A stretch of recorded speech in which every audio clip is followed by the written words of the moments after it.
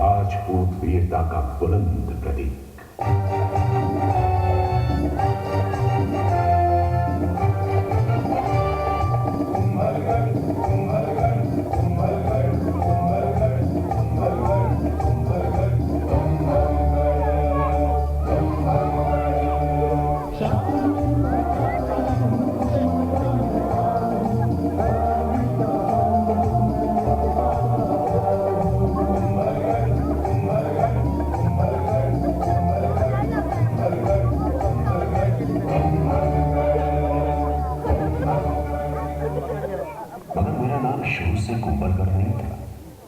से लगभग 2000 साल पहले इस पहाड़ी पर दो व्यक्ति आए।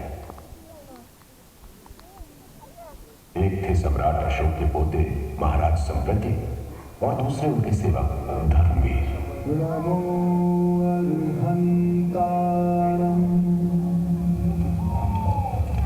धर्मवीर इतना मोहक स्थान है। जी महाराज, ऊंचाई पर तो है ही, चारों ओर हरियाली भी है।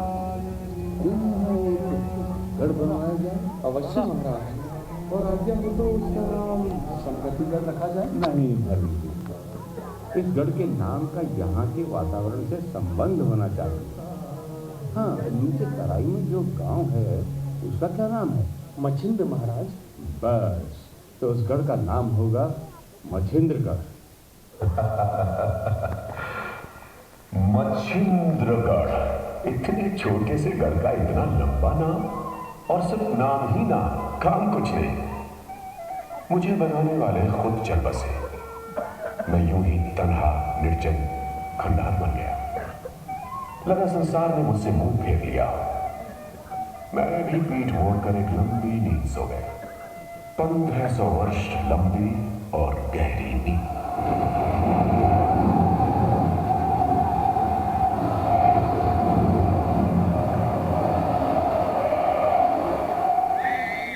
और उस नींद में मैं एक ही सपना बार बार देखता रहा कि मैं एक बहुत बड़ा, ऊंचा और शक्तिशाली गढ़ बन गया हूं।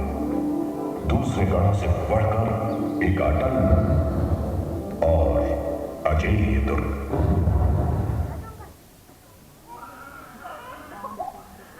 ये किसकी आवाज है? एक रोता हुआ बच्चा। अरे मैं तो गर्द बाल वाटिका कब से बन गया?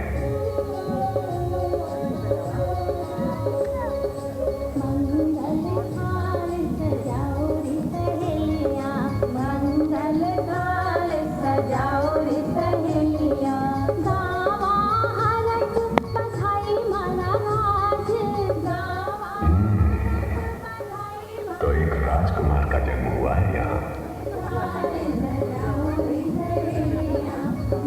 लेकिन यहाँ क्यों? किसी महल में क्यों नहीं?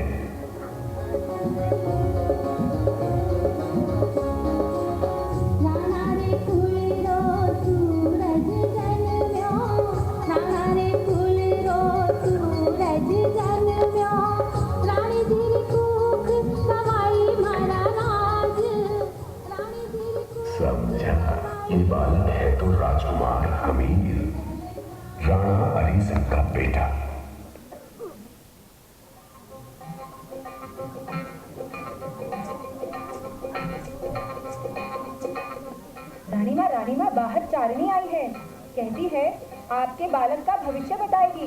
चारणी, आने दो उसे। खम्मा खड़ी रानी। घड़ी खम्मा, कहो मेरे बालक के भविष्य के बारे में क्या जानती हो? सब कुछ जानू। थारो छोरो कुल रो नाम रोशन करेगो।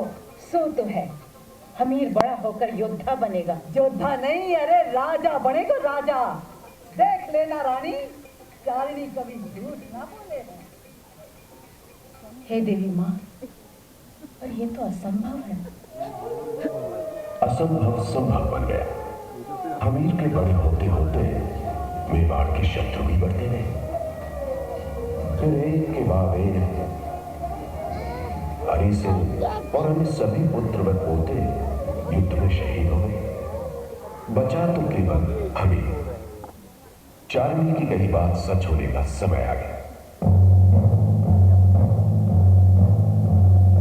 आज से सिसोदिया वंश मेवाड़ की राजगद्दी पर विराजमान हुए हैं। आज से राणाओं के सरदार महाराणा बुलाए जाएंगे।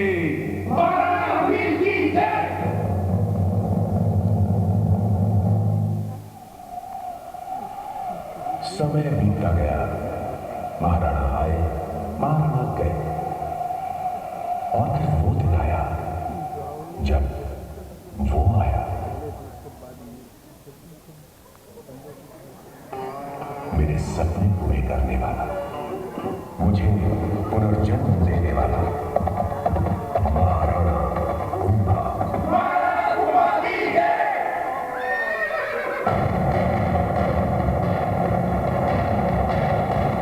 मेवाड़ के वीर राजपूतों, महाराणा अवश्य बनो। किंतु आपकी भांति मेरा मन भी दुख क्रोध है। मेरे पिता महाराणा मोकल की 3 चांडालों ने हत्या कर दी। चाचा, मापा और वीरा को मैं देशद्रोही घोषित करता हूँ तथा प्रण करता हूँ।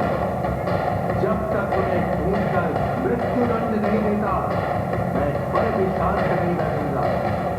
जाओ, हर दिशा में उसका पता लगाओ।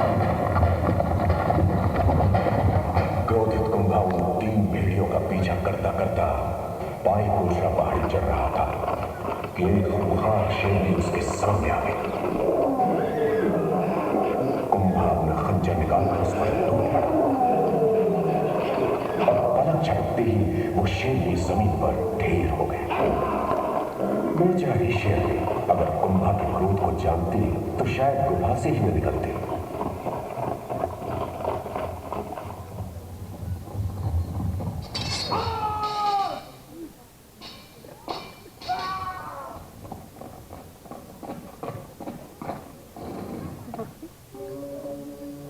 राम सिंह, बाबा कहाँ गया?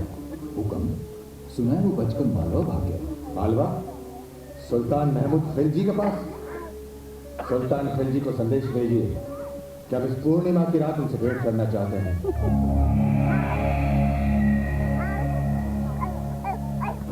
सुल्तान महमूद खिलजी, सुना है महापा को अपनी शरण दी। बिल्कुल सही सुना है। कदाचित आप ये नहीं जानते कि महापा ने घोर अपराध किया है। वो हमारा शत्रु है। शायद आपको खबर नहीं, महापा को हमने पनाह दी है। अब वो हमारा दोस्त है। इस मित्रता का भारी मोल चुकाना पड़ेगा तुम्हें सुल्तान। अंजाम की परवाह बुज़दिल किया करते हैं कुंभा। हमारे दोस्त की तरफ आंख उठाकर भी देखा। सावधान खिलजी, लगता है तुझे प्राणों से मोह नहीं। जल्दी ही मैं उस नीच महापा को लेने आऊंगा।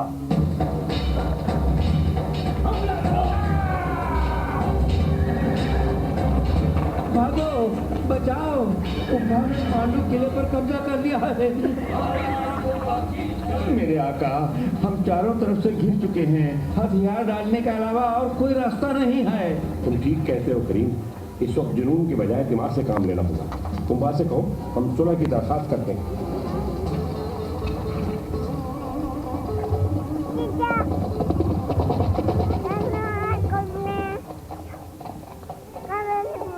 सुल्तान खिलजी, मैं इस बार आपको क्षमा करता हूं। और जीते हुए क्षेत्र वापस करता हूं। बड़ी मेहरबानी हुजूर, मैं आपका शुक्रगुजार हूँ। किंतु याद रहे, ऐसी भूल फिर कभी ना। मेरी तौबा। बेअदबी माफ मेरे आका, ऐसी जिल्लत और वो भी एक दुश्मन के हाथों। कुंभा को बहुत गुरूर हो गया है। खाक में मिला दूंगा उसका ये गुरूर, नेस तो नाबूद कर दूंगा मेवाड़ की सरजमी को। कुंभा, मैं तेरी मौत बनकर आ रहा हूं। लेकिन महाराणा कुंभा ने भी कच्ची गोलियां नहीं खेली थी। मुझे शक था कि खिलजी बाज आने वाला नहीं। जब खिलजी ने फिर आक्रमण किया तो कुंभा भी पूरी तरह तैयार थे और दुश्मन ने भूखे खाए।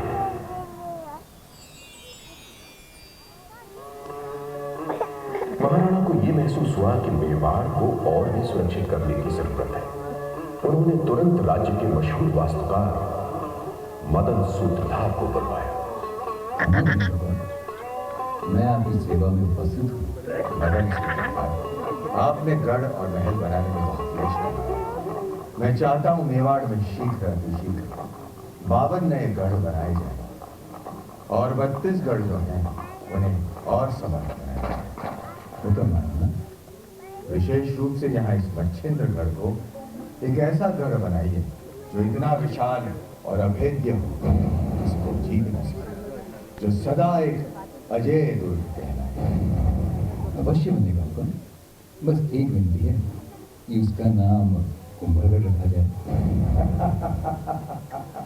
ठीक ही तो है।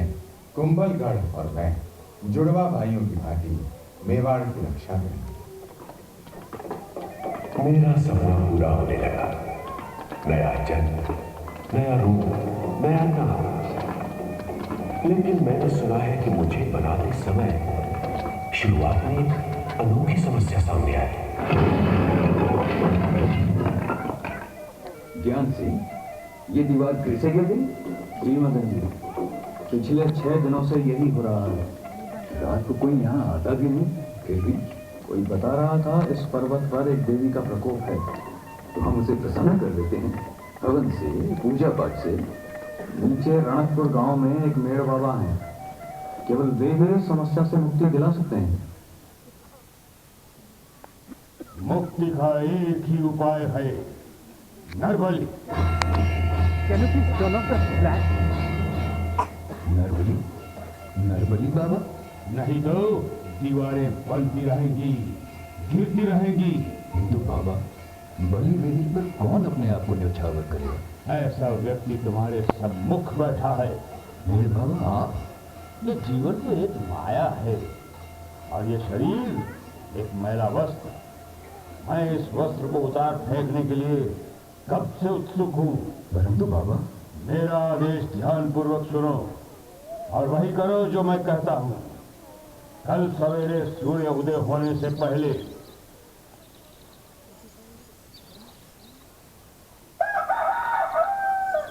मुर्गी बोले मैं पहाड़ी चढ़ूंगा, आप मेरे पीछे पीछे आए। जहां मैं पहली बार रुकूं, वहां होगा गढ़ का प्रमुख प्रवेश द्वार। मैं फिर चलूंगा। यूं ही मैं दूसरी बार रुकूं, वहां तुरंत मेरा सर तलवार से गिरा देना।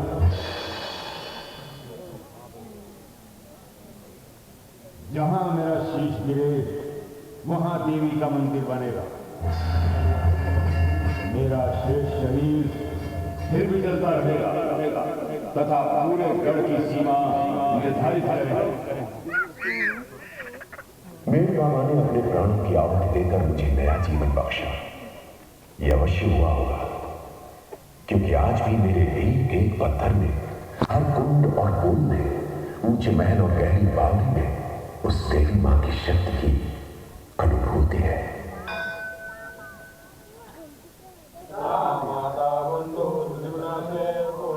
महाराणा कुंभा ने एक विशेष वेदी बनाई और बहुत बड़ा हवन किया, ताकि केवल यही देवी नहीं, मेवाड़ की सभी देवी देवता प्रसन्न हो और उनका आशीर्वाद प्राप्त हो। शांति।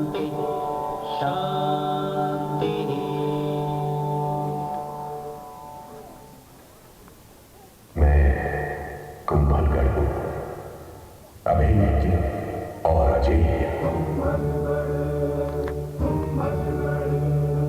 आठ अश्वसंध और सकेन्द्र जिसका विस्तार है, लगातार 25 मील मेरी लंबी दीवार है।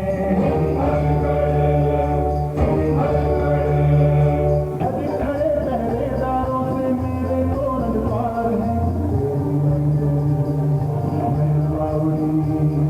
सब मेरे श्रृंगार है।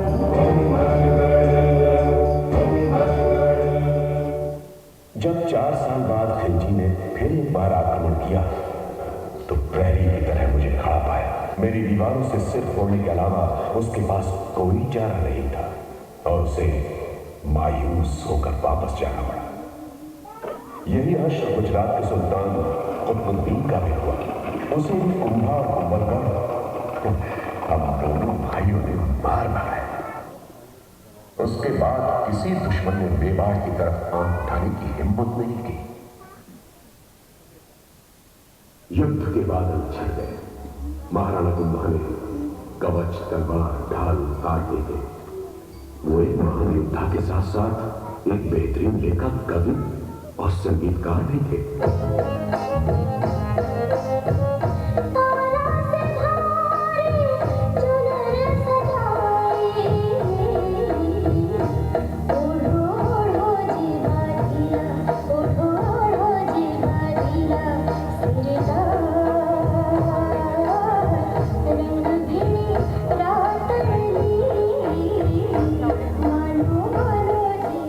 देखते देखते चारों ओर रात रंग की लालिमा छा गई और पूरा मेवाड़ कुंभा की धुनों पर थिरकने लगा।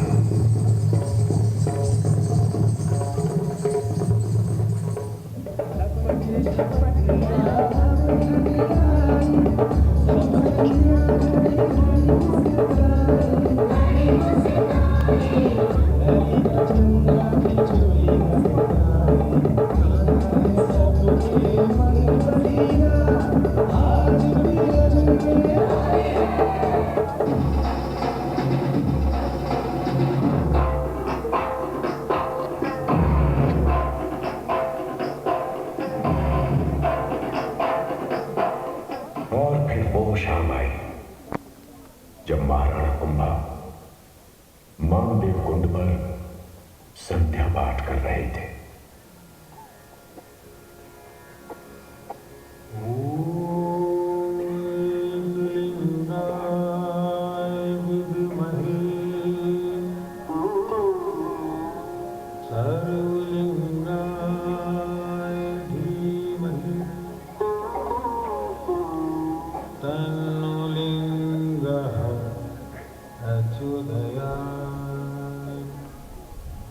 चरणों में ढोक दियो पिताजी। चिरंजीव रहे। उदा, तू यहाँ, तेरा तो ये घुड़सवारी का समय है। घोड़े के पीठ पर बहुत बैठ लिया पिताजी, अब तो मुझे राजगद्दी पे बैठना है। अवश्य बैठना, पर अभी तो मैं यही तो रोना है कि आप हैं, और यदि आप हैं तो मैं भी। मैं समझा नहीं। हाँ, यदि आप ना हो तो मैं हूं। अरे ये क्या कर रहा है? खंजर क्यों निकाल रहा है तू? खुदा पागल हो गया है तू? अपने पिता पर हमला करता है? खुदा!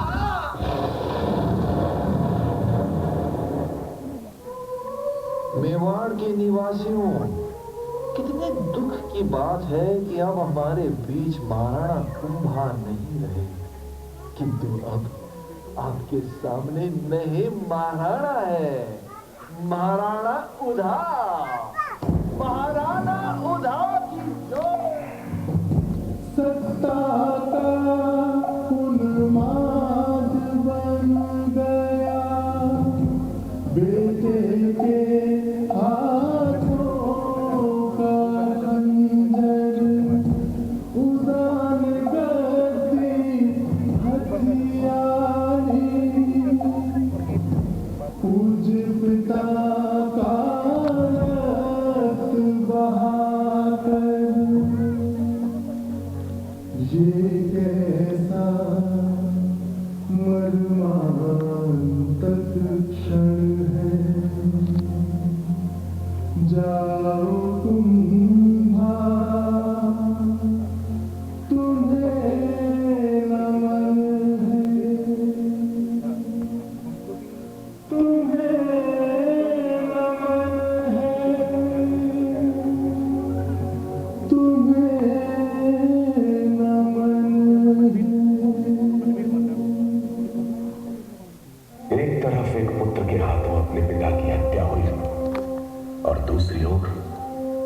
70 साल बाद एक मां ने मेवाड़ राज्य के वंश को बचाने के लिए अपने पुत्र की आहुति दे दी।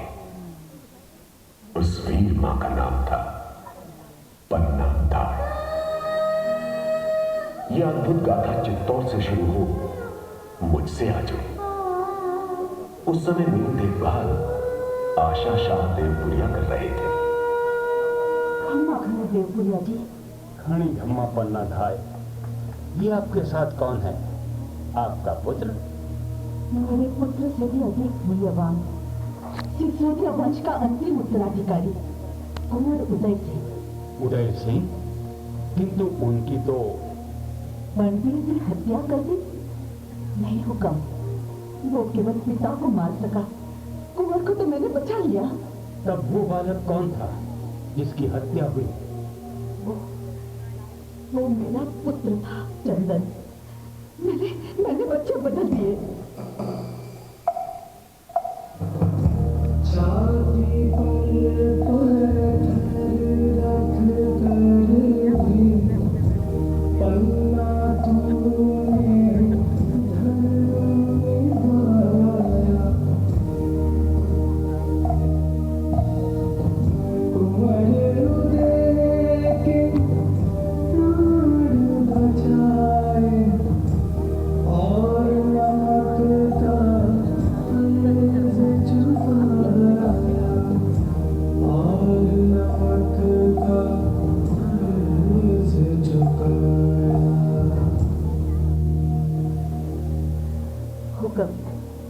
अब मेरे जीवन का एक ही ध्येय है कि बड़ा होकर वीर उदय अपना अधिकार बनबीर से वापस ले। पन्ना धाय की कुर्बानी व्यर्थ नहीं गई। आसपास की रियासतों के सरदारों के साथ मिलकर उदय सिंह ने बनबीर को ललकारा और पूरी तरह ध्वस्त कर दिया।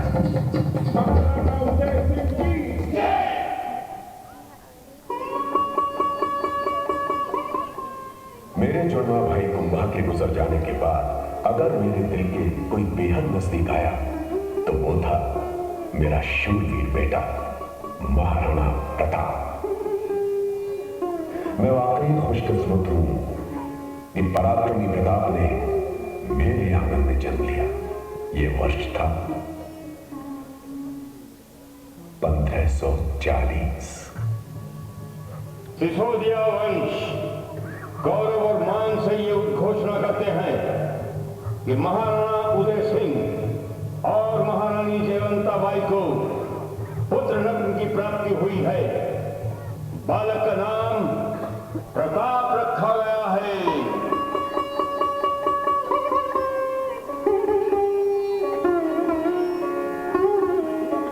फिर प्रताप के छोटे भाई शक्ति सिंह का भी जन्म हुआ।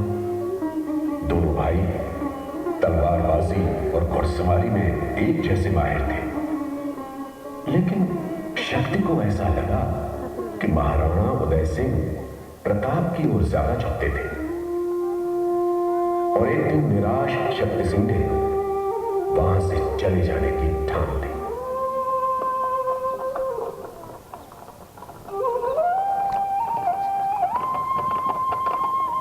शक्ति, मैं तुम्हें यूं निराश होकर नहीं जाने दूंगा। प्रताप दादा, अब मैं यहाँ नहीं रह सकता। ऐसा क्यों कह रहे शक्ति? बचपन से सहता आया हूँ पिताजी का पक्षपात, अब और नहीं सहा जाता। ये तेरा भ्रम है, तू मेरा भाई है। किंतु मैं हूँ तो छोटा भाई ना, तुम्हारे बराबर ही नहीं रहूंगा। ऐसी बात है तेरे मन में तो तू महाराणा बन जा। मुझे महाराणा बनने में कोई रुचि नहीं है शक्ति। मेरे जीवन का उद्देश्य है मेवाड़ की रक्षा करना, चाहे राजा के रूप में या फिर एक सेवक की भांति। जब मेरी आवश्यकता होगी तो मैं तुम्हारा साथ देने उपस्थित हो जाऊंगा। रुक जाओ शक्ति, मत जाओ। मुझे जाने दो दादा। शक्ति, मैं कहता हूं रुक जाओ शक्ति।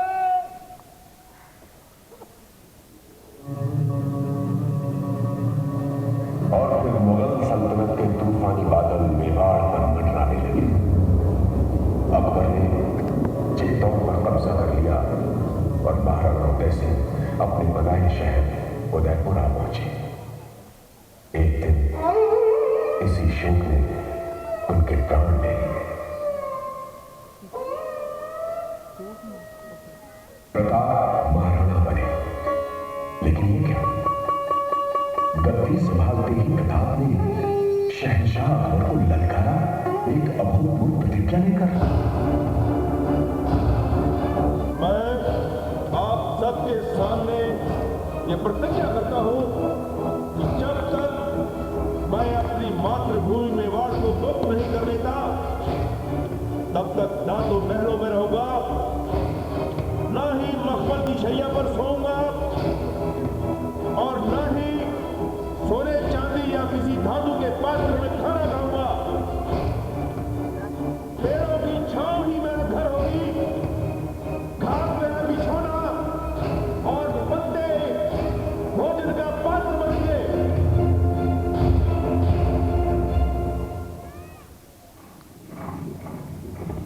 मुगलों के बिछाए मखमली गालीचे प्रताप ने इस रफ्तार से लपेटने शुरू किए कि अकबर को चौंका दिया।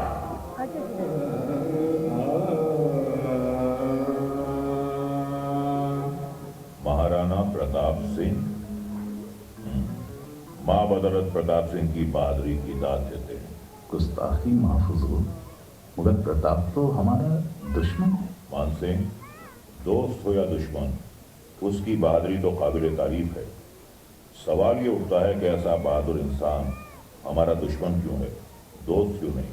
किंतु क्या प्रताप आपकी दोस्ती स्वीकार करेगा? यकीनन हमारी दोस्ती से उसे फायदा ही होगा। अगर आप उसे समझाएं तो हमें यकीन है कि वो कबूल करेगा। आप फौरन जाकर प्रताप से मिलिए।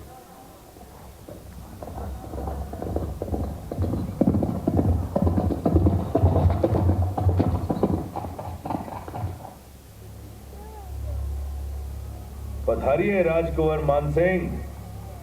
मुझ जैसे विद्रोही से मिलने का कष्ट कैसे उठाया आपने? राणा प्रताप, मैं महाराणा प्रताप। क्षमा करें, मेवाड़ के शासक महाराणा प्रताप, या यूं कहूं आधे मेवाड़ के महाराणा। लगता है राजकुंवर यहाँ पहेलियां बुझाने आए हैं। जी नहीं, जहां पना बादशाह अकबर की तरफ से दोस्ती का पैगाम लाया। जहां को पना देने वाला मेवाड़ को फना करने पे तुला है, और अब दोस्ती का हाथ बढ़ा रहा है। तुम्हें हमारी ताकत का अंदाजा नहीं है प्रताप सिंह। दिल्ली की काली घटाएं जब उमड़ती हैं तो हिंदुस्तान के सब मंसूबों पर पानी फैल जाता है। ऐसी हजारों बदलियां मिलकर भी मेवाड़ के पहाड़ों का बाल बांका नहीं कर सकती। जाने दीजिए, आप नाश्ता करें।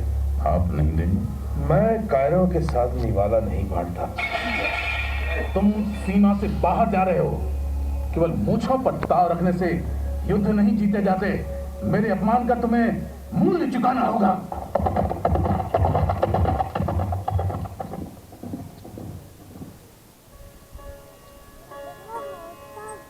देखिए, आइए महारानी। मैं आपके राजकार्य में बाधा नहीं डालना चाहती, किंतु मुझे ऐसा लगा जैसे आपने जानबूझकर राजकुमार मानसिंह को उत्तेजित कर दिया। यही तो मैं चाहता हूँ महारानी। मुगल बाढ़ को शांत करने के लिए उसे हमारे क्षेत्र तक खींच लाना होगा, तभी हमारी विजय होगी। जैसा प्रताप ने सोचा था वैसा ही हुआ। मानसिंह एक विशाल सेना लेकर गोगुंदा पहुंचा। प्रताप ने सामना किया।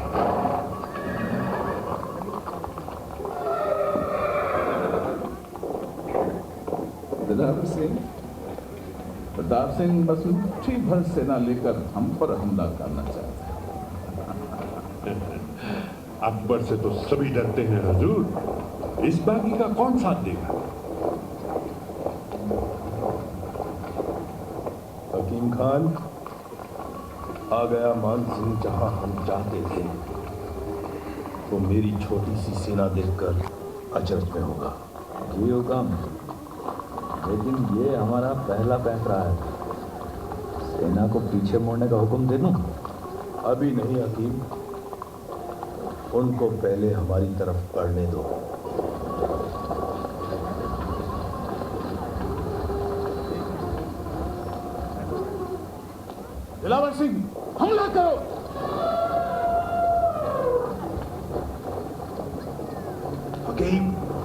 अब सिपाहियों को मुड़ने का हुक्म दो।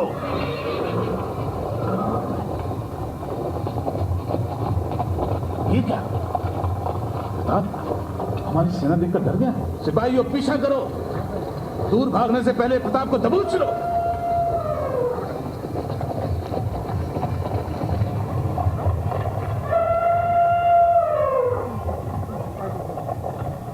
रावण सिंह, प्रताप कहाँ गायब हो गया? हजूर, ये तो बहुत तंग रास्ता है। ये हल्दी घाटी है। पीछे बढ़ो। वक्त नहीं है हजूर, देखिए वो आ रहे हैं। हल्दी घाटी में राणा मुगलों से भीषण युद्ध मचा।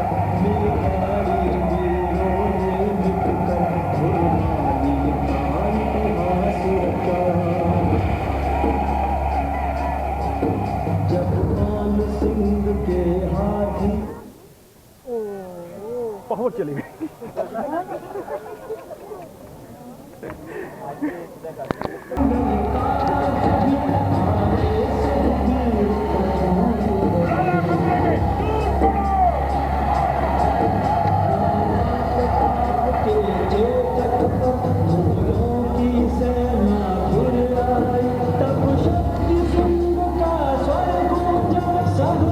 प्रताप भाई सावधान, पीछे शत्रु है। में तलवार की चटवाई मार काट कर घाटी में बच कर निकले दोनों भाई।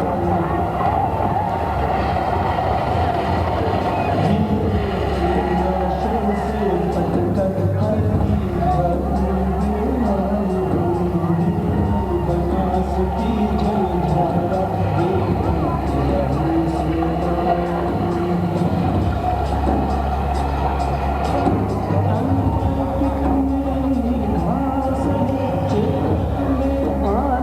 जाने दी बिन बोले जान निछावर की स्वामी पर आँच न आने दी। चेतक स्वामी की रक्षा में तूने अपने प्राण गवाए। नीला घोड़ा सवार राणा तेरे कारण कहलाए। इंसानों के लिए सबक है चेतक ये तेरी कुर्बानी। युगों युगों तक याद रहेगी चेतक तेरी अमर कहानी। चेतक तेरी अमर कहानी। चेतक तेरी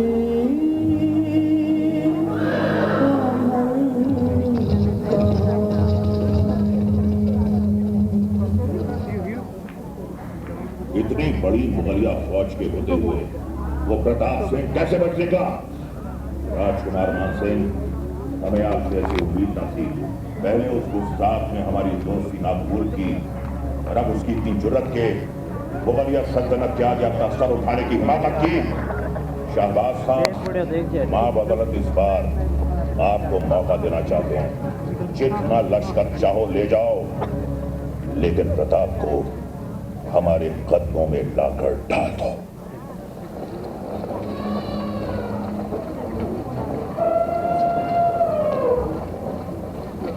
शाहबाज खान बड़ी तादाद में सेना लेकर आया और मुझे चारों तरफ से घेर लिया। मेरे तीसरे दरवाजे के नीचे कुछ गोला बारूद फट गया और मुगलों को अंदर आने का रास्ता मिल गया। पहली बार और सिर्फ एक बार मैं बंदी बना, पर शुक्र है एक खुफिया रास्ते से महाराणा प्रताप बचकर दूर निकल गए। मानसिंह, ये जीत की कैसी खबर लाए हैं आप? ऐसे अस्तबल का हम क्या करेंगे? जहां से घोड़ा भाग गया हो, ये हमारी फतेह नहीं शिकस्त है।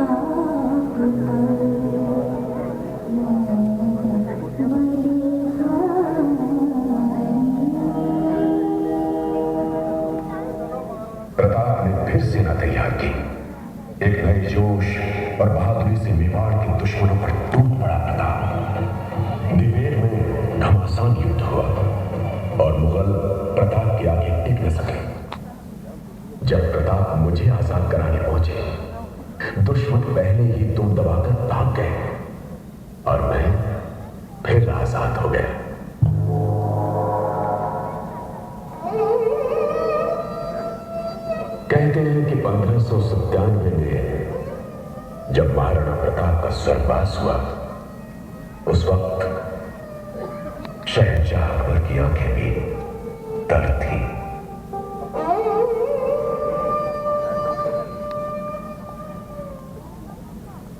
कुछ समय और बीता।